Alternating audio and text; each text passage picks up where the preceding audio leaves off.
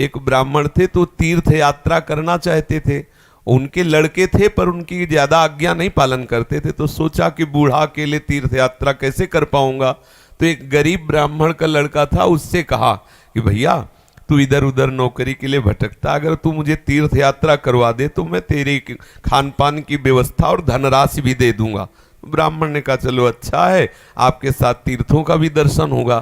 तो जहां जहां जाना चाहते थे उन जवान ब्राह्मण बूढ़े ब्राह्मण को ले गया, तीर्थ दर्शन कराती हो। जब ब्रज धाम आया तो उसको बहुत बुखार आ गया बूढ़े को। उसने बहुत सेवा की, जैसे मतलब माता अपने बच्चे की सेवा करती है ऐसे सब सेवा की उस जवान ब्राह्मण ने। बड़ा द्रवित हुआ बूढ़ा ब्राह्मण, धनी ब्राह्मण था वो। तो गोपाल जी के दर्शन जब करने गया तो उसने कहा बेटा तुमने बहुत सेवा की है, तुम्हें क्या दे सकता हूं। मेरे एक बेटी है, बहुत सुंदर है बेटी और बहुत धन संपत्ति है, मैं तुम्हें दूंगा। बोले देखो बाबा तुम तो यहाँ बोल रहे हो, घर में तुम्हारे जवान लड़के हैं, हमारी पिटाई करेंगे। बोले हम गोपाल जी को साक्षी करके कहते हैं कि अपनी बेटी का ब्याह तुम्हारे से करवा दूंगा और संपत्ति भी दूंगा। बात हो गई। तीर्थ यात्रा करवा के जब घर पहुंचा तो बूढ़े की हिम्मत नहीं कि बात कर सके लड़कों के सामने, क्योंकि बेचारा गरीब ब्राह्मण का लड़का। महीना भर सोचता रहा कि कभी न कभी तो सूचना दे, वो तो सूचना नहीं। तो घर गया उनके और बोला देखो बाबा आपने कहा था कि तुम्हारा, तो लड़कों ने धक्का लगाया और दो चार थप्पड़ लगाए कि तेरी सामर्थ्य क्या है कि तू मेरी बहन से ब्याह करने की बात सोच सके। बोले नहीं बाबा ने कहा था। अब लड़कों की वो स्वरूप देख करके बाबा बदल गए। उनका हमें नहीं याद है कि हमने कुछ कहा था। अब उसने कहा अरे नहीं तुमने तो गोपाल जी के सामने कहा था। उनका हमें याद ही नहीं कि हमने तुमसे कुछ कहा है। पीट के भगा दिया। अब उस लड़के को इस बात का बुरा लगा कि तीर्थ यात्रा करके आया और कह रहा कि मुझे याद नहीं है।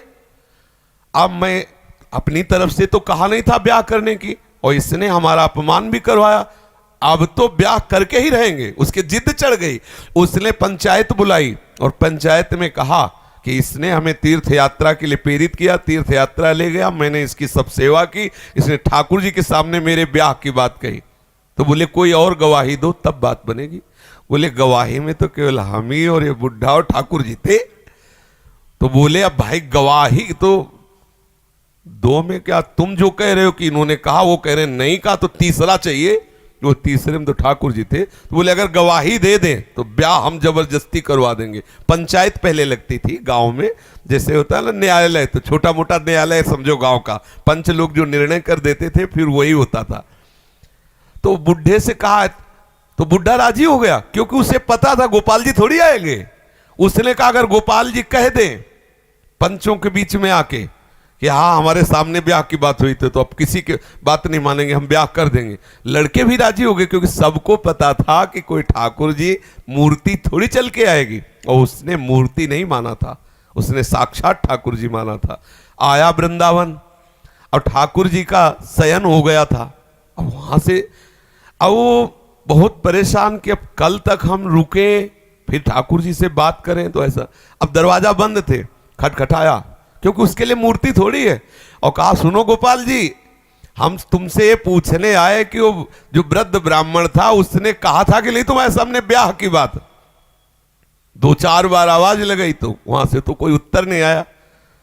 फिर बहुत जोर से बोला भड़बड़ा के, देखो हम तुम्हें चैन से सोने नहीं देंगे, हम पैदल चल के आए, भूखे हैं, और आप ब्याह की समस्या है और आपको इसका उत्तर दे। छोटी मोटी बात होती तो छोड़ देते, ब्याह की बात है। ठाकुर जी ने अंदर से कहा मूर्ति कहीं चलती है, वहां चल के, जब बोले मूर्ति बोलती तो चलेगी क्यों नहीं। ठाकुर जी फंस गए। ठाकुर जी ने अंदर से कहा कि कहीं मूर्ति वहां जाके थोड़ी उड़ीसा में वहां जाके साक्षी थोड़ी देगी, मूर्ति चलती थोड़ी है। बोले महाराज जब मूर्ति बोलती है तो चलेगी क्यों नहीं। अब ठाकुर जी विवश हो गए। ठाकुर जी बाहर निकल के आए और सब सेवक लोग सुला के गए थे। समझो कितना भाव में दम है।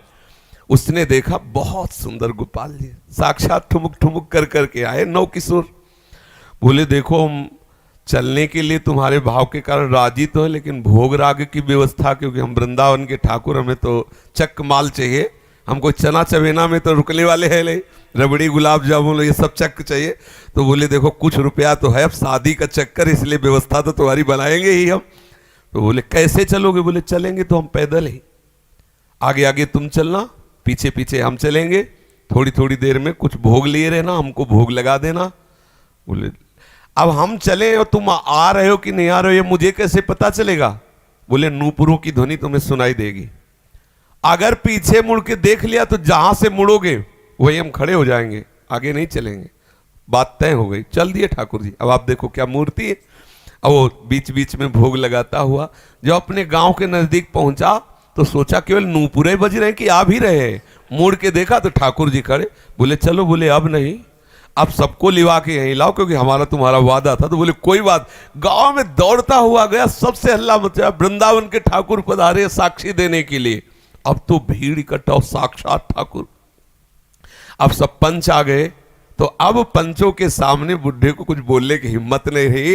ठाकुर जी ने सबके सामने उस भक्त की वचन रक्षा के लिए बोले और कहा हमारे सामने का ब्याह हुआ। अब आप सोचो, अगर ये कोई बात सतयुग की नहीं है, ये बात सतयुग की नहीं है, ये कलयुग की ही बात है। हमारी श्रद्धा, हमारा विश्वास, जैसी हम भावना, अगर ठाकुर को मान लिया कि मूर्ति है तो मूर्ति ही रहेंगे, अगर मान लिया कि हम भले नहीं समझ पा रहे लेकिन हमारे ठाकुर है तो एक दिन वो समझा देंगे कि वो ठाकुर है। जो छवि हम देख रहे हैं, राधा बाबा के पास भी ऐसी छवि थी, तो राधा बाबा से ठाकुर जी बात करते थे, ठाकुर जी मुस्कुराते थे, और हमारे सामने छवि, क्योंकि हम उन्हें फोटो मानते हैं। कभी फोटो और ये बात ना माने कि मूर्ति वो साक्षात है, ऐसी भावना करे तो अनुभव में आने लगेगा कि ठाकुर साक्षात है। जी।